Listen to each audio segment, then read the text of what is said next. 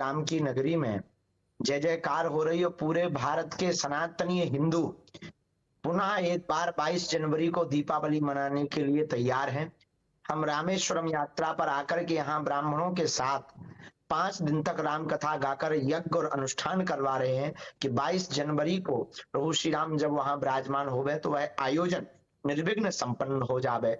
और इस राम मंदिर की यात्रा में यहाँ तक 500 वर्ष की इस लड़ाई में जिन राम सेवकों ने अपनी बलिदानी दी है, जी। प्रभु श्री राम उनको किसी ना किसी रूप में यहाँ भेज करके उनकी आंखों को और उनकी आत्मा को तृप्त कर दें। जो 500 साल जो तपस्या की आप बात कर रहे हैं उस पे भी आएंगे पंडित जी, लेकिन पूरी दुनिया आपकी बात सुनती है। बहुत फॉलोइंग है आपकी। कई साल से राम जी झुग्गी में बैठे थे, अब भव्य मंदिर तैयार हो रहा है और 22 तारीख को प्राण प्रतिष्ठा होने जा रहा है। मैं आपसे जानना चाहता हूं कि आप तब कैसा महसूस कर रहे थे और अब इसको किस रूप में देखते हैं? हम जीवन में केवल एक बार ही अयोध्या में प्रभु श्री राम को टेंट में जाकर देख पाए। अयोध्या 4-5 बार गए, पर वहां झोपड़ी में जाने का उसमें दर्शन करने का मन बार बार नहीं होता था। दूर से ही रज को मस्तक पर लगा लेते थे। तो दर्शन तो हमने किए, लेकिन उस वक्त में और वर्तमान के समय में हम कहते हैं जिससे ज्यादा प्रेम होता है तो उससे जबान कम बोलती है, आंखें ज्यादा बोलती हैं। तो वाणी से तो हम नहीं बोल पा रहे, पर हमारे आंखों का और हमारे हृदय का जो भाव है वो ऐसा है कि कोई अकेले में हमको अच्छा बंद कर दे, 10-20 अच्छी बड़ी बड़ी लट वाले महात्मा हमारे साथ बैठ जाएं, चकाचक भंडारा जी, हो गए, बढ़िया दीपावली मनावे और जय श्री राम का गीत गाते बढ़िया लेकिन डांस कर लिया पंडित जाए। जी मुझे आपसे ये जरूर पूछना पड़ेगा कि आप अब अगली बार अयोध्या कब जा रहे हैं जब भव्य मंदिर वहां बन के तैयार है? हम पूर्व में तो 14 जनवरी को जाने वाले थे, पूज्य गुरुदेव सदगुरुदेव भगवान तुलसी पीठाधीश्वर भगवान के प्रकटोत्सव में। 22 जनवरी को बहुत भीड़ होनी थी, तो हमने कहा हम बाधक ना बने, दूर से ही साधक बने। पर सबने बार बार आज्ञा दी। आमंत्रण पत्र भी हमको प्राप्त हुआ वहां के कार्यालय से। आमंत्रण की तो हमें आवश्यकता नहीं, परंतु जो है 2-3 महापुरुषों की आज्ञा लगी है, तो अब हम 22 जनवरी को ही जाएंगे। और कौन अभागी होगा जो प्रभु श्री राम के उस महोत्सव का अपनी आंखों से ना देखे। तो हम भी अपनी नंगी आंखों से प्रभु श्री राम का वह महोत्सव देखेंगे। पूर्व में हम केवल 14 जनवरी को जा रहे थे कि जी। कोई विक्षेप उत्पन्न हमारे कारण ना हो, पर सबने कहा, कुछ विशिष्ट पुरुषों ने कहा कि नहीं, आपको जाना अनिवार्य है, आपका पहुंचना अनिवार्य है। तो हम तो हनुमान जी के चरणों के छोटे से तुच्छ से दास हैं, प्रभु श्री राम के दास होने के नाते हम निश्चित रूप से वहां जाएंगे और दर्शन पंडित करेंगे। जी, हमें बहुत आनंद आएगा, मन हमारा खूब गदगद होगा और जो अनुभव होगा वो हम आपको आप फिर तो बताएंगे। जाने वाले हैं पंडित जी। आप कह रहे हैं कि आप 22 जनवरी को जाएंगे वहां पे, लेकिन आपको आमंत्रण भी है। लेकिन कुछ ऐसे लोग भी हैं जिनको आमंत्रण है लेकिन वो फिर भी नहीं जा रहे हैं। मैं उस पे आऊंगा, लेकिन मैं चाहता हूं कि आप हमारे दर्शकों को कुछ किस्सा बताएं। आपने जैसे कहा कि आप 3-4 बार गए हैं अयोध्या, एक बार आपने दर्शन भी किए, टेंट में थे रामलला, तो कुछ ऐसी बातें बताइए कि क्या था आपका एक्सपीरियंस उस समय? ऐसी तो कोई उससे किस्सा जुड़ा हुआ विशेष नहीं था, पर वहां जाते ही हमको अंदर ही अंदर हमारी आत्मा चीत्कार करने लगी थी कि अपने होते हुए प्रभु श्री राम का ये हाल अगर है और हम इन आंखों से देख रहे हैं, तो इससे अच्छा तो राम भक्त होने के नाते हमको डूब करके मर जाना चाहिए, आत्महत्या प्राणदान कर देना चाहिए। और हमको बार बार वही सरयू जी का लाल पानी, बार बार वही राम सेवकों को जो मारा गया था, वो मन ही मन में वो भाव बार बार प्रकट हो रहे थे। पता नहीं क्यों हो रहे थे, तो खूब आवेश आ रहा था, खूब मन में क्रोध आ रहा था कि अब करें क्या। ऐसे मन में हो रहा था कि कूद करके चले जाएं और प्रभु श्री राम को टेंट से उठा करके भव्य दिव्य मंदिर के लिए कुछ कहें, पर साधारण मानव होने के नाते भाव ही प्रकट कर सकते। अंत में बाहर आकर मन मानकर प्रभु से प्रार्थना की कि अब हमें ऐसे दोबारा दर्शन हम नहीं कर पाएंगे, हम नहीं झेल पाएंगे। लेकिन प्रभु ने कृपा कर दी और हमारे जीते जी ही हमको ये सौभाग्य मिल गया कि हमारे जीते जी ही प्रभु श्री राम को भव्य दिव्य मंदिर में हम 22 जनवरी को देखेंगे और धर्म विरोधियों की वहीं मैं से आपसे बैठकर हम छटरी बारेंगे कि तुम्हारी छटरी आपने मेरे देखो अगले बस। प्रश्न का भी जवाब थोड़ा सा दे दिया है। मैं आपसे पूछने वाला था, 500 साल का से ज्यादा का इंतजार है और अब वहां मंदिर बिल्कुल तैयार है, और क्या आपको उम्मीद थी कि ये जल्दी बन जाएगा? काफी बाधाएं आई बीच में।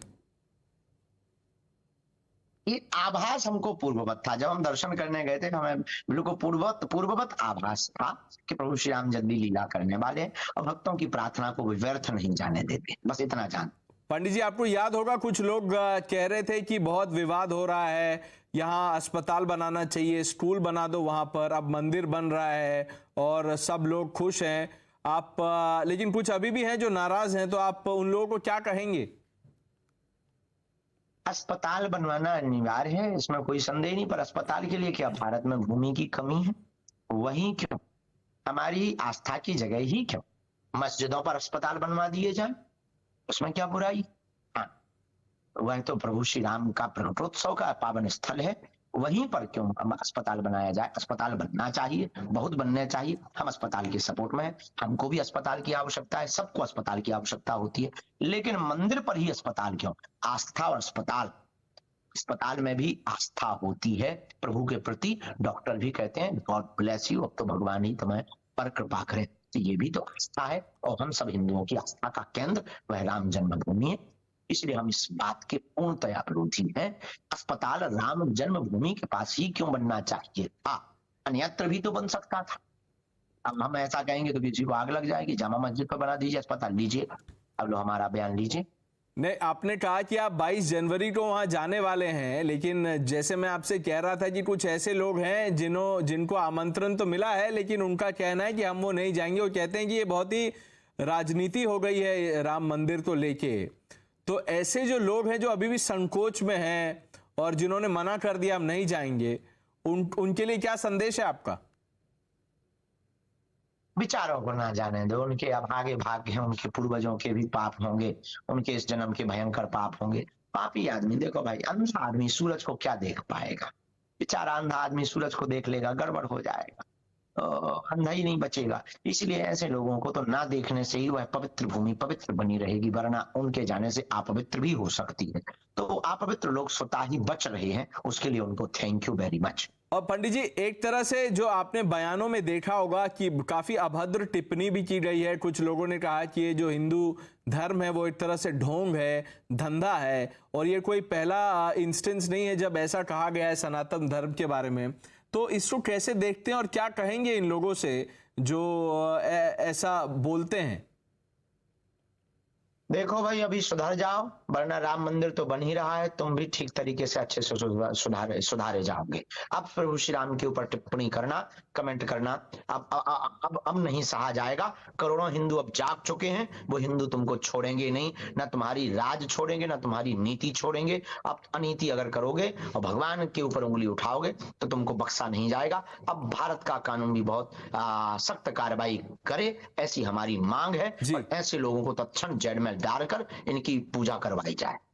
पंडित जी, आपने पहले ये भी कहा है कि राम राज्य की स्थापना हो, आपने इनफैक्ट ये भी कहा है कि हिंदू राष्ट्र की बात क्यों नहीं होती। तो आज जिस तरह का माहौल है पूरे देश में और जो टिप्पणी आप सुन रहे हैं, तो इससे क्या समझना चाहिए? इसको इसके क्या मायने हैं? हिंदू राष्ट्र का डंका बज चुका है भाई, हमने गलत थोड़ी आगाज किया था।